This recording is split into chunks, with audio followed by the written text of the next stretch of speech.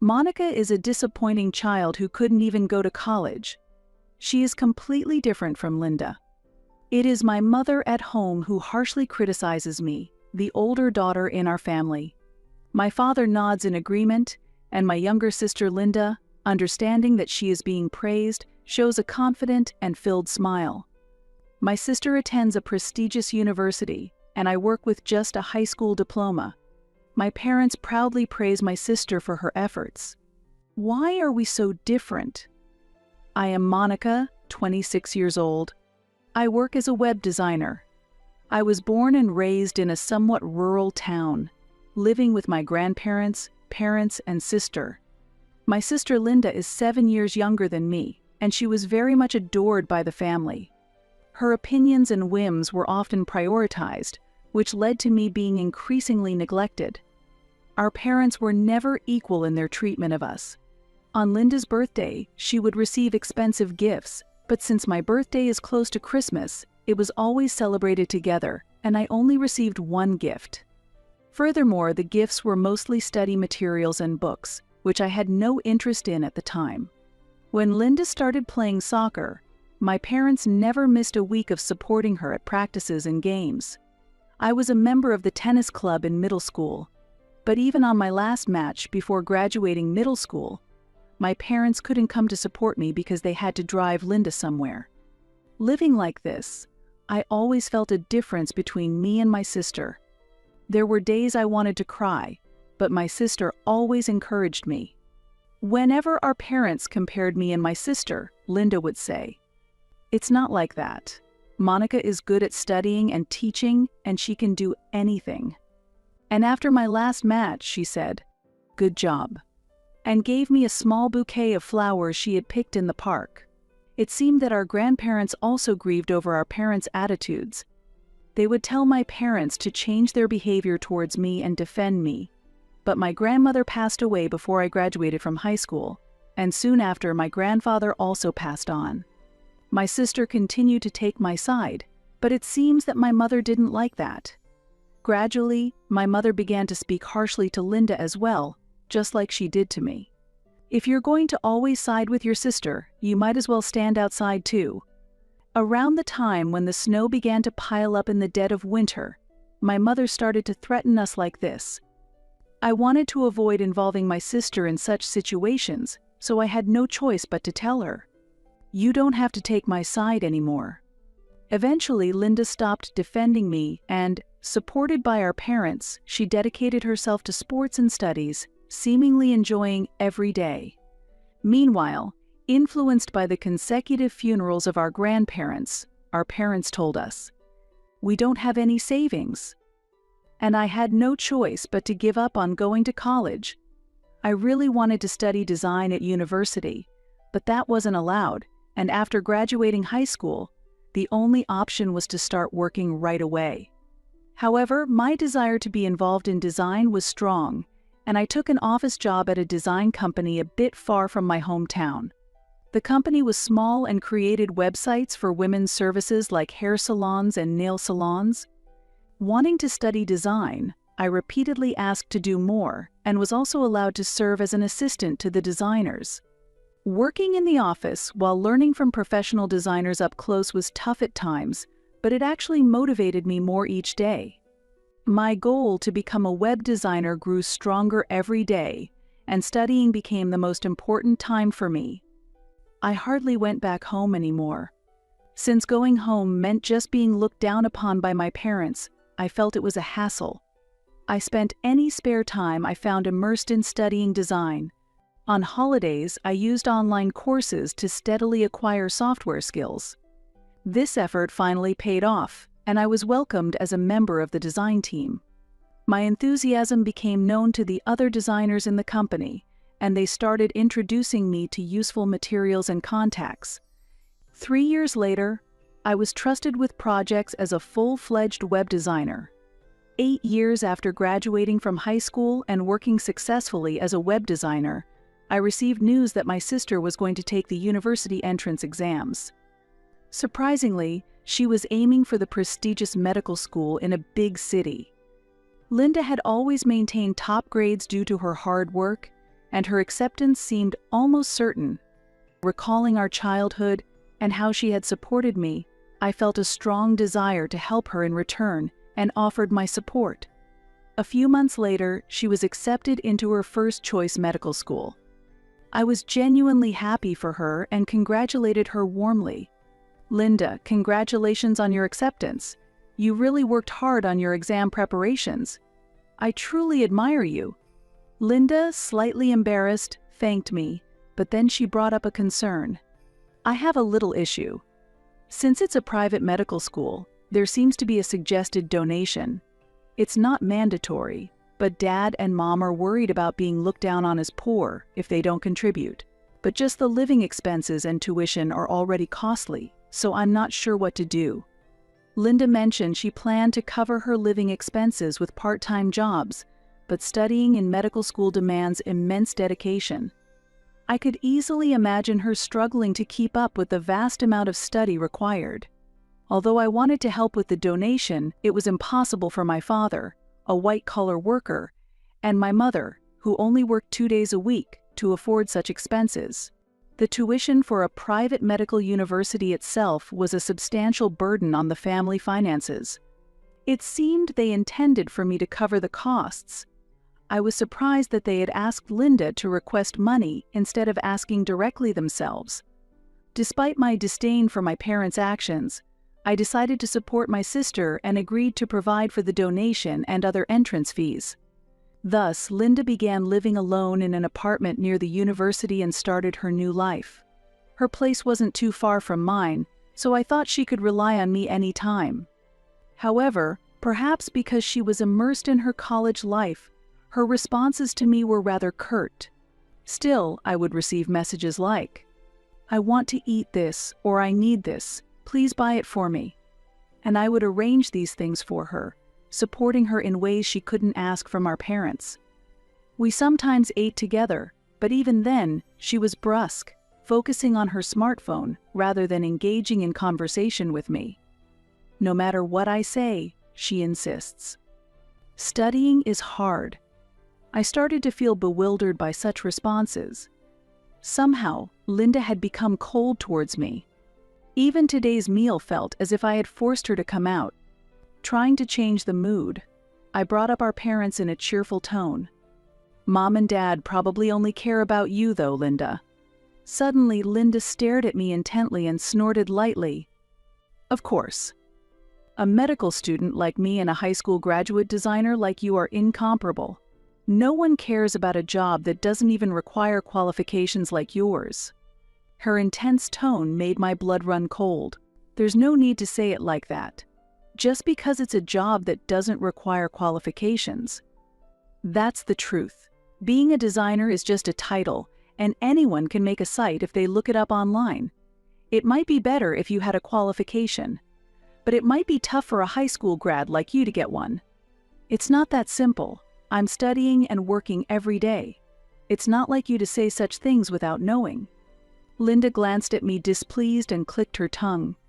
"Dad and Mom often say that I'm going to a prestigious university and have a promising future, but you didn't even go to college and are a disappointment. I'm only going out to eat with you because our parents told me to. They say, though she's disappointing, make sure Monica doesn't fall any lower. You, the future doctor, should look out for her. Our parents have always compared Linda and me since we were children. Linda is smart, kind, and dependable, while Monica is stupid, clumsy, and can't do anything." Those words that were directly hurled at me resurfaced, and I felt like I was suffocating. My head spun, and I could only bow down and endure it. Seeing me like that, Linda mistook my demeanor for crying, gave a slight smile, said, "I'm going home now," and left. Having moved out and gained the new freedom of living alone, Linda seemed like a completely different person. Surrounded by exceptional people she never met back home, she must fully believe the praises our parents heap on her every day. If our parents say every day that Linda is undeniably a prodigy and she will definitely become a top-class doctor, it's no wonder Linda believes it without a doubt. Those words included a disdainful attitude towards me, which likely led Linda to naturally adopt the same view towards me. This year-end, as usual, I returned home for the holidays. I was asked to return home with Linda, who always had a cold attitude, so we went back together. Linda had been extremely busy with her studies and practical training, and it seemed she hadn't returned home once since starting university. Perhaps because of that, my parents didn't pay any attention to me and were completely focused on Linda.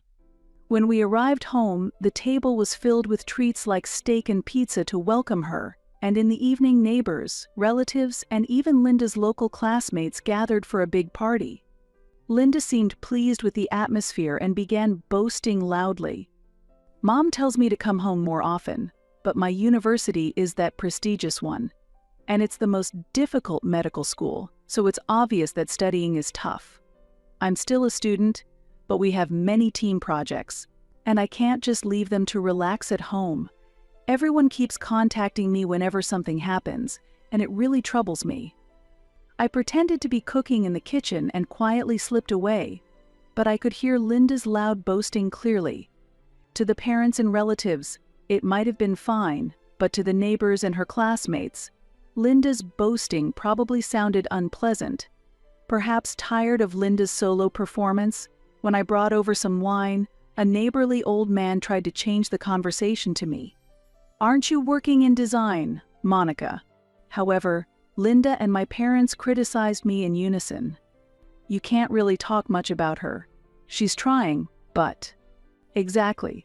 She couldn't even go to college and is such a disappointment. She's completely different from her sister.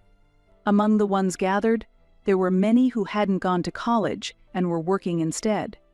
There were people with families and parents with children, but as they were enjoying the feast, everyone refrained from contradicting my mother's words. Only my parents and Linda seemed completely unaware of the situation. I felt awkward and tried to leave without saying anything. However, Linda stopped me. "You still show your face at home a lot, don't you, Monica? I'm doing well in my university studies, so I'm not embarrassed. Maybe you can be so bold, because you don't think about anything."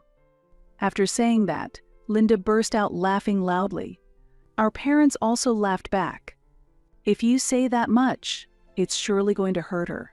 That's pitiful." Hearing those words, I immediately felt anger rising. "It seems like it's better if I don't come back next year." I got it. I managed to squeeze out those words. Relatives and neighbors looked on with concern, but I put down the tray I was holding and went to get my coat and bag. Linda and the others watched me prepare to leave. I understand everyone's feelings very well. I won't come back to this house anymore. My heart was filled with anger. I felt absolutely nothing towards my sister, just as I did towards my parents. As I said this and left, the three of them waved happily. "Don't come back again." While heading to the station, I desperately suppressed the anger inside me. Returning home always made my heart heavy. When I was aspiring to be a web designer, I could distance myself from my parents by using my studies as a reason. However, as I grew older in my career, I felt it was difficult to easily sever the bond with my parents, and I found myself increasingly troubled. Linda is still a university student and young. It might be difficult for her to understand how hard it is to work in society. Still, I think our parents were trying in their own way to raise their children. Even now, Linda is praised as a genius for her academic abilities, and everyone adopts an attitude of looking down on me. Amidst the childish exchanges, I felt anger and was filled with disappointment.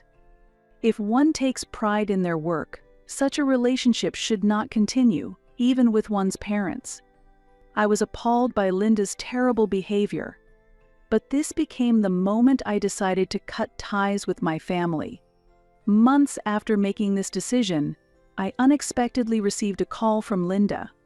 Afterwards, she persistently sent messages asking me to answer the phone. I wasn't blocking her, so I reluctantly answered. "Did you properly pay my tuition?" Linda's voice, speaking slowly to me, had a hint of urgency. I responded calmly. "I paid the donation and the entrance fee before you enrolled. What about this year's tuition? The university has urgently requested that it be paid. I don't know anything about the tuition. Even over the phone, I could sense that Linda was at a loss for words. Indeed, I had drained my savings to provide her with a significant amount of money. I had paid for the entrance fee, donation, and tuition equivalent to 1 year. My savings were almost depleted, and I had planned to pay any further amounts as they came due, so the tuition for the following years remained unpaid. And then there was the incident at the end of the year. It was unbelievable that, after telling me not to come home, they would ask me to pay for tuition. I was asked for a donation, right? I paid the other amounts because I wanted to support you. Didn't Mom and Dad send you to an out-of-state private university because they could afford the tuition? Or did they send you despite not having the money? That's not it. I have many wealthy friends, so there are other expenses besides living costs. Mom and Dad somehow managed those costs. That's why they don't have money for the tuition, so they told me to contact you. In fact, there was a reason I could afford to support Linda's tuition. It was because I had advanced in my career as a designer by switching to a major design company. My achievements as a designer were recognized, and my salary significantly increased. Furthermore, as I continued to be busy with work, I spent little of my salary and bonuses, allowing my savings to grow. I had discussed my job change with my parents, so they probably counted on my financial support from the beginning to advance Linda's education. Once they realized I could support not just the donation but also the tuition, it seems the savings intended for her tuition were spent on her leisure activities. Perhaps I was negligent, but I no longer had the heart to forgive them enough to just provide financial support. Assisting with the tuition wasn't a difficult task, but I refused Linda's request. A few days later, I was contacted by my parents, who demanded payment for the tuition, but I refused again. The urgency and accusatory tone in their voices over the phone further sank my spirits. I felt as though I no longer had a place to return to. They were only interested in my money, not in me as part of the family. Being taken for granted without any consultation was something I could not accept. Linda called almost every day. If there had been a sincere apology, maybe I could have been persuaded to forgive her a bit. However, what I actually heard was, "Please pay the tuition. If you don't, I'll be expelled. Scholarships and part-time jobs aren't enough. It would be a waste if a promising student like me were expelled, right? I'll definitely pay you back once I start working. Please help me as a family." The voicemail was filled with such self-centered words. There were also absurd messages like, "If you're troubled because they told you not to come home, I can try to persuade our parents instead." I saved those messages in a different file and deleted everything from my smartphone. After that, I sent Linda a message and blocked her phone number. No one would want to be treated by someone who only talks down to others just because they are family. This is how I completely cut off communication with my family and was able to welcome a new spring. I heard from one of the relatives that Linda somehow managed to pay for her second year's tuition with scholarships and loans from relatives. However, unable to receive living expense support anymore, Linda started working part-time. But with the immense amount of studying and exams and practical training, working part-time was harder than she thought, and she ended up dropping units and had to leave university 6 months later. I had been supporting both her tuition and sending money home, but I stopped the remittances last year when I cut ties. With my financial support gone and living on the edge, my parents now had Linda, who had dropped out of college, back home. Although Linda was academically capable, there was no money at home to consider transferring to another university.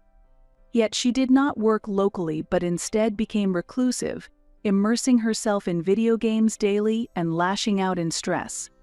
At night, I heard from a friend who lives nearby that the sounds of family arguments are always audible. My parents seem unable to say anything to the daughter they once doted on. When I met my parents by chance outside, they looked utterly exhausted, and it seems that neighbors, perhaps out of awkwardness, hardly speak to them. One day, perhaps due to stress, my father caused an incident. While on his way to work on the train, he groped a woman next to him and was caught by other passengers and taken away by the police. Fortunately, a settlement was reached and he was not charged, but this incident forced him to resign as it was already being talked about at his workplace, and he felt uncomfortable staying. My mother had to start working, but having only part-time job experience before, it was difficult for her to find a job that could provide a significant income. My parents tried to reach out to me through relatives at times. However, their messages were always self-centered and commanding.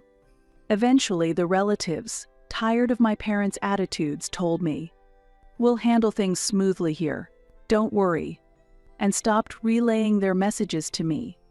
I have finally severed all ties with my family home and am now able to live a settled life. I heard that, in addition to my reclusive sister Linda, my unemployed father has developed a poor reputation, and rumors have spread in the neighborhood, leading to them being shunned even more than before. My mother, frustrated with the situation, seems to have gone somewhere. Now, I'm told that no one can get in touch with her. Left behind, my father and Linda do not work and are living a life almost akin to homelessness. Had they valued their neighbors even slightly, they might have received some warm comfort, but given their past actions, help from those around them is virtually non-existent. I am successfully building my career in the field of design. I have been selected to participate in a major project and am scheduled to be involved in work that will leave my name known. This has motivated me to finally pursue a long-held goal, taking the university entrance exams. With sufficient savings and the current project wrapping up, I plan to start studying for the exams seriously. I also have plans to study business management, as I consider going independent in the future. With this new challenge ahead, my heart is racing with anticipation.